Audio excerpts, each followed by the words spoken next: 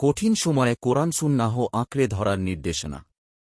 জীবনের এমন কিছু সময় আসে যখন চারদিকে মতভেদের ঝড় ওঠে, সত্য আর মিথ্যার সীমারেখা ঝাপসা হয়ে যায়। ঠিক এমনই এক ভবিষ্যতের কথা আগেই সতর্ক করে দিয়েছিলেন প্রিয় নবী মুহাম্মদ সাল্লাল্লাহু আলাইহি ওয়াসাল্লাম।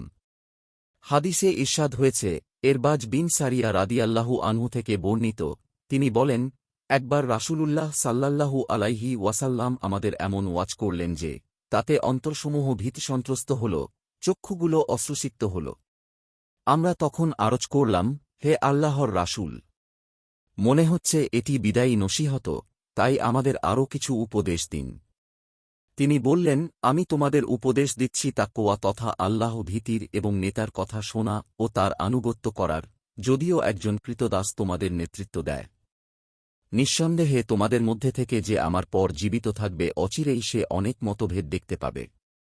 সে সময় তোমাদের উপর আবশ্যক হল আমার সুন্নাত ও সুপথপ্রাপ্ত খোলাফায়ে রাশেদার সুন্নাতকে আঁকড়ে ধরা। তোমরা তা মাড়ির দাঁত দিয়ে কামড়ে ধরে থাকবে। দিনের মাঝে নতুনত্ব থেকে তোমরা সাবধান, কেননা প্রত্যেক বিদআতই ভ্রষ্টতা। সুনানে তিরমিজি, হাদিস নং 2676। ব্যাখ্যা: তোমরা তা মাড়ির দাঁত দিয়ে কামড়ে ধরে থাকবে একথার অর্থ হল, সুন্নাতকে তোমরা আঁকড়ে ধরে থাকবে, তা নিয়ে গবেষণা করবে, সর্বদা সুন্নতের অনুসরণ করবে, এবং এমনভাবে সতর্ক থাকবে, যেমন করে হারিয়ে যাওয়া বা নষ্ট হয়ে যাওয়ার ভয়ে কোন ব্যক্তি কোন জিনিসকে দাঁত দিয়ে কামড়ে ধরে থাকে। তাই এই হাদিস শুধু একটি উপদেশ নয়, এটি হল বিভ্রান্তির যুগে হিদায়াতের এক উজ্জ্বল বাতিঘর।